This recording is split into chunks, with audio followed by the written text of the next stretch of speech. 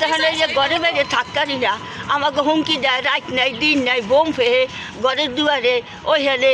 এখন তো আমরা দরে শুনে ঘরেও থাকতারি না বাবা, আমরা কি করিয়া বাসি। কারা এই ঘটনা ঘটাইছে চেনেন? কাউকে নাম বলতে পারবেন? শান্তু হালদার। হ্যাঁ, কে? শান্তু হালদার। আমার নাম সালমা, আমার স্বামীর নাম রেজাউল হাওলাদার, আমার বাড়ি মোস্তফাপুর, পল্লী বিদ্যুতের পূর্ব পাশে।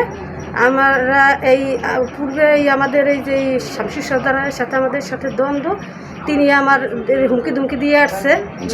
পরে আবার এই যে আমাদের মনে করেন আমার একটা ছেলে আছে প্রতিবন্ধী, ওই ছেলেটা বাড়িতে আমি আগে আমি ছিলাম না, ও নিয়ে গালাগালি বিভিন্ন ভাষায় খারাপ ভাষায় আচরণ করিয়া গেছে, গালাগালি করিয়া গেছে, ছেলের অনেক হুমকি ধুমকি দিয়ে গেছে। পরে আবার আমাদের সিসি ক্যামেরা যে সাইডে আছে ওইটাও ভেঙে ফেলছে, নানা রকম অত্যাচার করে আর কি বাড়িতে এসে। কে? শামসুর সর্দার। আচ্ছা, ওনার লোকজন নিয়ে। হ্যাঁ, গতকালকে আমার বাড়িতে এসে দেখেন আমার দরজার সামনে যে বোমা মারছে। এইভাবে যদি চলতে থাকে তাহলে আমরা এইভাবে কি আমরা বাঁচতে পারবো? এই আমাদের বিভিন্ন রকমের সমস্যা এইভাবে দিলে আমরা বাচ্চা কাছে নিয়ে বাঁচতে পারতেছি না। আমি আইনের সাহায্য নিতে চাই বা আমরা তাদের কাছে চাই নিরাপত্তা। আপনি থানায় অভিযোগ করছেন? হ্যাঁ। এই বোমা মারার বিষয়ে, বিস্ফোরক বিষয়ে কোনো অভিযোগ হয়েছে আজকে?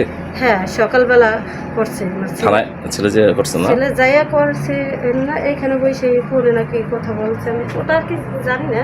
আচ্ছা, আমার ছেলে অনেক ও ছোটো হলে কি হয় মনে করেন, ও বিভিন্ন ব্যবসায় ও প্রতিবন্ধী হলে কি হয়, কিন্তু ওই যে রাগ এই মূল হোতাকে আপনারা কাকে সন্দেহ করতেছেন? আমরা সন্দেহ করি শামসুর সর্দারকে, সেই মানে এই ঘটনার মূল।